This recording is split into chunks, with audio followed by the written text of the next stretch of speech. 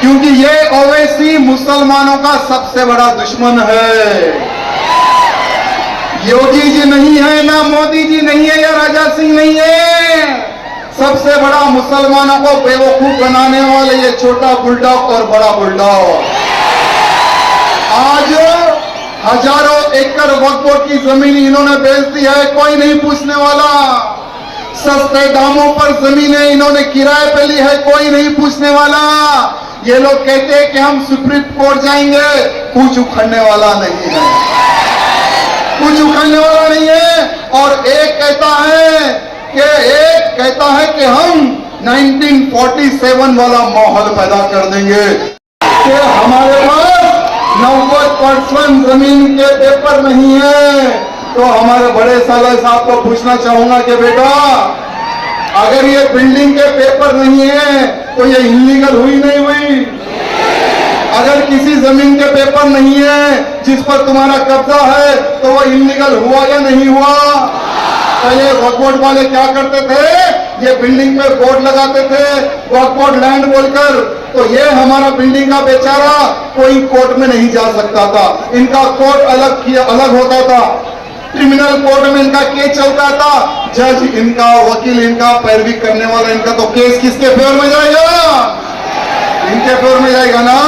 आज भारत के मुसलमानों को एक बात कहना चाहूंगा कि मेरे प्यारे मुसलमानों, प्रधानमंत्री मोदी जी ने जो वक्फ बोर्ड पर जो बिल पास किया है, एक बार उस पर विचार करो।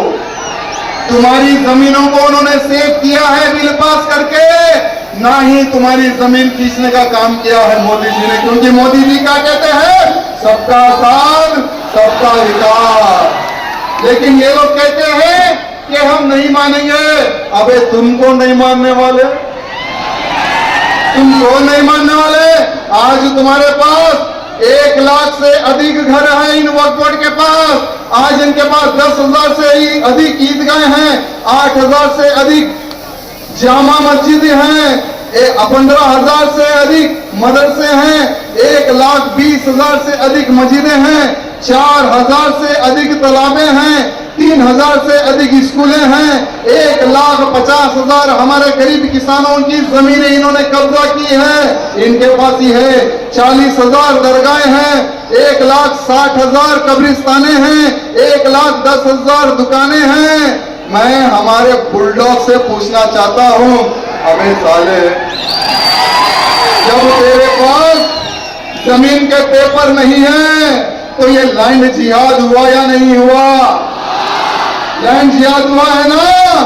लेकिन आज प्रधानमंत्री मोदी जी ने कानून पास किया, लेकिन पहले यह कानून में कोई दम नहीं था। यानी हमारे बाबा साहब अंबेडकर जी का जो कानून है उसके अंडर में नहीं आता था। लेकिन आज अगर कहीं पर भी ये लोग नोटिस चिपकाते हैं तो हमारा कानून अब उसमें दखल दे सकेगा। मेरे मित्रों, आज ये ओवैसी क्यों पुकारा पता है आपको? क्योंकि ये ओवैसी मुसलमानों का सबसे बड़ा दुश्मन है। योगी जी नहीं है, ना मोदी जी नहीं है, या राजा सिंह नहीं है। सबसे बड़ा मुसलमानों को बेवकूफ बनाने वाले ये छोटा बुलडॉग और बड़ा बुलडॉग। आज हजारों एकड़ वक्फ बोर्ड की जमीन इन्होंने बेच दी है, कोई नहीं पूछने वाला। सस्ते दामों पर जमीनें इन्होंने किराए पे ली है, कोई नहीं पूछने वाला। ये लोग कहते हैं कि हम सुप्रीम कोर्ट जाएंगे, कुछ उखड़ने वाला नहीं है, कुछ उखड़ने वाला नहीं है। और एक कहता है कि हम 1947 वाला माहौल पैदा कर देंगे, तो दूसरा कहता है हम खूब वक्फ बोर्ड पर संशोधन कर दिया है। और जैसा ही संशोधन पास हुआ तो ऑल सिटी वाला बड़ा बुलडॉग भोंकने लगा, ऑल सिटी वाला बड़ा बुलडॉग भोंकने लगा और कहने लगा हमारे मौलिक अधिकारों को छीना जा रहा है, हमारे मुसलमानों की जमीनों को खींचा जा रहा है, हमारे मस्जिदों को खींच लेंगे, हमारी मदरसाओं को खींच लेंगे, अगर कोई मरेगा तो ये लोग हमारी कब्रिस्तानें भी खींच लेंगे। हाँ बेटा, पक्का खींच के रहेंगे। अगर तुम्हारे पास अगर कोई